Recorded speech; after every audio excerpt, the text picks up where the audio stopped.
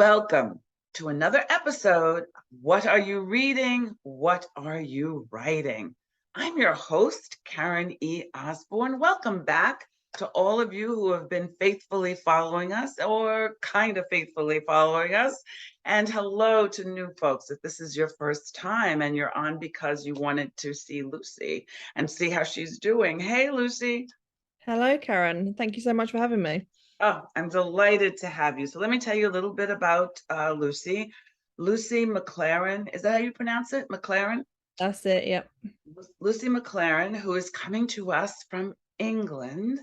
She is currently working on a fantasy trilogy called The Commune's Curse. hmm And the first book in this series, Awakening, has debuted, and the second is in progress. And she's going to tell us all about her trilogy. So let's start though. I think that I read that you were a gamer. Is that Mm. right? Oh yeah. Yes. Yes. So I think that's such a great place for us to start. Tell us a little bit about you as a young reader and as a younger reader and a younger gamer. And what was that like? Yeah. Well, like thinking back, I don't know which I started first, to be honest. I can remember in childhood loving both reading and video games. So it's difficult to kind of pinpoint which one started, but I like fantasy in both of them. I do like other genres as well. I will dabble in a bit of like horror or crime thrillers, but fantasy is the main one that I tend to go back to. And so I like enjoy. I think it's the storytelling and the scope of the storytelling, and you see that in both games and books. You can see these epic fantasy stories, and so I as a child, I just fell in love with seeing a big cast of characters, and you see this in video games that I was playing, stuff like Final Fantasy, which is like a series that it's got loads of games, and they always have really extensive cast of people to play as in the game, and Legend of Zelda and as well and stuff like that. But it's just, I think for me, what draws me in is, I mean, character is always first and foremost what I find interesting in anything. And then you just have beautiful settings, especially in a video game where it is you can visually see it, settings to explore. And as games have become more advanced over the years, I look back on the games I played 20-25 years ago, and that when you see them now, they're just like photographic, they look so real. It's amazing. Yeah. um but even so, I still found it immersive. Even the blocky kind of games that I played when I was like 10, they were still, for me at the time, just beautiful to look at. And you know what? It set off like a lifelong passion for gaming and for reading as well. I can't game as much now. I had a son last summer, and he's taken up the majority of my Of your time for the gaming past year. time. Yes, yeah. How selfish of him. But so I don't game anywhere near as much as I used to. I will get back to it at some point when So you he is said, yeah, I'm sorry. So you said that character and settings are beautiful able. settings. So when you started writing your Mm-hmm. first novel, Mm-hmm. how much did that influence how you approached it? Like, do you have a big cast of characters and Mm-hmm. gorgeous settings? How did that influence you? Yeah, I do yeah, I do have a big cast of characters. There's four main point of view characters in the book. Um and I just from I think you can see the influence from the games I've played and the books that I have read over the years. Um that they tend to be multiple perspective, and I think I just enjoy connecting with multiple characters in a book. Not to say I don't enjoy books that are singular point of view, that I still enjoy those as well. But I like being in different people's heads. I find it interesting, um like deeply connecting with characters on like a kind of knowing their innermost thoughts, and understanding like what they've been through, how they've been led to the point they're at in the story, maybe what's happened to them in the past, what if they've got traumatic experiences or whatever it may be.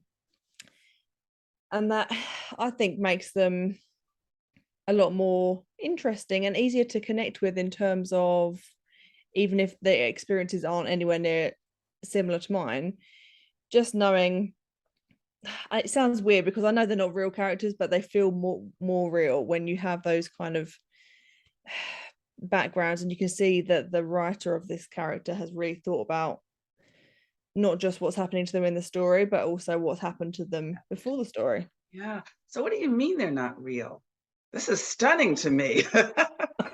I thought all my characters were real. They walk around with me. They talk to me in my head. Oh, yeah. Right? I mean, hey, I have a writer friend who tells me that she actually acts out Oh, all wow. of the parts. So she pretends she's them and she does a whole drama thing. So when I said to her, I said, really? She says, I know I'm nuts, but they're real people and it just helps me really get to know who they are. No, whatever works for you, you know. I don't think I've Whatever got the works. acting scope for that, but if it works for her, then great. It works, right? So tell us a little bit. We've been talking a little bit about reading. We're going to get more into your book in a few minutes, but we have many, many folks who just love to read. They watch us because they're readers. Mhm. So tell me a little bit about what's in your to read pile. You've got to you're going to read it, but you haven't read it yet. Yeah, it is extensive. And Okay, then just tell me two or three. yeah, I would be here all night if I was One or trying two. to read the whole thing to you. So I was kind of like narrowing it down. There's a couple that have definitely been on there for a while, and I'm a bit of a mood reader, so I don't tend to go down the list in order. I'm just like, okay, what do I feel like reading next? But a couple that I'm very excited to get to is the Poppy War by R.F. Kuang. I don't know if I'm pronouncing that right. I apologize if that's wrong. Which is a fantasy influenced by like Chinese history. Mm. And I've heard very good things about that. And the other one is The Unbroken by C.L. Clarke, which explores the impact of colonialism. So these are both authors who are from Black and ethnic minority groups, and they're exploring fantasy stories, but from the kind of cultural and historical perspective of their own groups. Like, we so much in fantasy, it just comes from, like, we've seen a lot of white male perspectives in fantasy, so I think it's really great. We're seeing more diverse writers, and like those are a couple of books. I know there's so many more, but those are a couple that I've heard really good things about, and I'm excited to get to. Oh, that's cool. And is it something that you've recently finished? I'm sure that writing is also challenging with a 1-year-old in the house, but is there something you had a chance to finish Mhm. lately? It is challenging. He takes up so much time. But yeah, so Mhm. I've read a book, and it's quite a short book, but it's called It's Not Nothing by Courtney Donnell. And this is not a fantasy. This is a literary contemporary book. And it is not out yet. Actually, it comes out on the 1st of September. I was lucky enough to read it kind of early because I had a chat with Courtney about her book, and it explores like trauma, homelessness, addiction, and she uses real life experiences that she had in Mm. writing the story, and in the character Rosemary, who you see. And I think it's really important because I'm a counselor as well, and so I find anything that explores mental health like that, and like traumatic experiences, addiction, I think these are topics that are important for people to talk about, to be aware of the impact they have. So I would highly recommend that for anyone that's interested in those kind of topics. It's not a really long book. It's, I think, about 200 pages or less, but Mm. it was great. It's really, really good. Am I remembering this correctly? And you could just, say no, and I'll just move on quickly. But I thought I saw on your webpage that you wrote something about characters in therapy, or the Mm. characters should be in therapy. Am I remembering that correctly? You are. Yeah, I do a series called A Counselling Session With, where I give therapy to characters. So I've had a few writers that have come to me and just basically put their characters through a therapy session. I've had really great feedback actually from them saying, "Oh, that actually this helped me get over like a bit of a block. I kind of understood my character better from doing this." I find it really interesting because it's, for me, it's just like doing a real counselling session. I treat them like a real person. Wow. Um, kind of just kept my counselling skills ticking over while I was on maternity leave. Yeah, and I kind of look a That. lot at counseling theory and how it we can use it as writers in creating our characters and understanding like mental health theory as well. I find it all fascinating. Yeah, I find that fascinating. So I would come to you as a writer Mhm. and say, here's my protagonist, here's Mhm. kind of who she is and stuff. And then you'd kind of interview my character. Is that how it works? Essentially, yeah, it's very like the counseling that I do is very much kind of letting the client, so it'll be your character, exploring stuff. And I've found authors have really kind of they do big paragraphs of text. So I'll just say something very simple like, what is your goal for therapy? And then we'll end up with a massive paragraph. So then we've got to kind of fish through actually what are the key points here. Um, and it kind of gets down to it, like, it gets finer and finer at a point until we kind of get to the point of them having a bit of an epiphany maybe, or being like, oh, okay, actually, yeah, this is where I need to go. Um, so yeah, it's interesting for me seeing those authors learn more about their characters. And yeah, I I think think it's that is so fascinating. I particularly find it so interesting, both 20 years of therapy here, but also because my characters are so flawed and they've had trauma and they've had, I write about women who are suffering, and so I think they could use some therapy. So this is a yeah. great idea. I love this. I love this idea.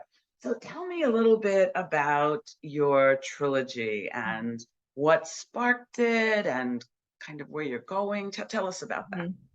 Mhm. So the spark for it was actually playing D&D, which I came to that as a, late player. I didn't play it when I was young. I was at university doing my counselling degree, so I was in my late 20s, and a friend just invited me to play it, and I thought, okay, yeah, why not? Never done it before, had no idea what I was doing, but it was right in the backstory for my character. Um, and she was called Evelyn, and Evelyn is one of the main point of view characters in Awakening and in the trilogy. I think it just kind of awakened, not, excuse the pun, a kind of a dormant, like, creative urge in me. Like, I had written a lot when I was younger, kind of dabbled in it over the years, but I kind of got to the point where I was like, I'm not good enough at doing this, so I'm just gonna not do I'm not gonna write, because I just, had so much self-doubt, and which is a shame. And I think that's something that happens with a lot of writers, actually. Yes. um but I thought, what, this is really interesting. I'm finding this a lot of fun writing this, so I kind of built up on that character to start with. um and it kind of just built up from there, really. Like, I started looking at, like, why is this her backstory, what's happened to her, and then, like, from there the other characters came in, and the So whole what's the main kingdom. premise then? What's the main premise of the book? Of So it Awakenings. It's called Awakenings. mhm. um it is set in a kingdom that's kind of ruled by this authoritarian government called the Commune, which is why the trilogy is called the Commune's Curse. Um, and they are hunting down children who are born with uh, powers, and they want to take control of them, basically, to kind of use them to keep control of the kingdom, essentially. So we Mm. see four point of view characters. Three of them are on the kind of opposing side of this government, and one of them is a soldier who is acting for them. Because I wanted to have both sides of the coin that, like, Mhm. explored. I don't think nothing's as simple as these are the good people and these are the bad people. So you kind of see that in the book. It's blurred lines, and Evelyn is kind of who I would probably deem the main character. She's 18. She's got traumatic past that she's trying to kind of come to terms with, but she has to take responsibility for two children, Rafe and Rose, who are trying to run away from the commune. And yeah, basically it's like her trying to find shelter for them, trying to find somewhere that's safe, where they're not Mm. going to be hunted down by this soldier who wants to basically imprison them. And it's very character focused. Like I said earlier, characters are where I find I connect with stories that I enjoy. So there's a little bit of action, but it's not like the most action heavy fantasy story. It is more about these characters and their journeys, and kind of you get a lot of inner dialogue. You kind of see how they progress over the story, how they question what's going on around them, and try to understand actually that what I said, that good and bad aren't clear cut. And On clear cut, that yeah, very rarely is. And matter yeah, of fact, people are so uninteresting if they're mhm, clear cut. You know, yeah, yeah, we need complicated characters, mm, complexity. I So are agree. you working on the next book already? I am, yeah. I was fortunately I did write the second one pretty much straight after I finished the first one, like 4 years ago, Oh, because I was like, I'm going to keep the momentum going, which is I'm really glad I had that foresight because I wouldn't have been able to write it like post birth, like the past year. My brain has been all over the place, so I'm really glad I've got that. Like, it needs rewrites, it needs some stuff adding in, but the essential story of book two is there, so I'm kind of working through that at the moment and editing it as I go, and then it will go across to my publisher for them to start the editing process with me as well. So it's definitely an ongoing thing, but it's yeah, like I said, I'm really glad 4 years ago I felt like I could keep going. yes. So, so if our watchers and readers wanted to know more about you, they wanted to find you online, how could they be in touch with you? So I've got an author website, which is lucyamclarenauthor.wordpress.com. Social media wise, I'm on all of them really. So Twitter is at Lucy A. McLaren. Instagram is Lucy_A_McLaren. So those are probably the two main ones. And if you happen to be on TikTok, I am on there as well. It's something I'm still learning. I'm at Lucy A. McLaren on there as well. Excellent, excellent. Well, I hope that all of you will find Lucy and read her first book. And then you'll be all excited that the next one is coming. You don't have to wait years or anything for the next one to come, which is always so good. And we thank you so much. Whatever platform you're watching this on, if you're watching it on my website, KarenEOsborne.com, or if you're watching it on my YouTube channel, Karen E. Osborne, then please take a minute, a moment, won't take a minute, a moment to follow or like so that the platform so that you can stay in touch and find out about the next episode of What Are You Reading? What Are You Writing? Thanks, everybody. And thank you, Lucy. Thank you so much.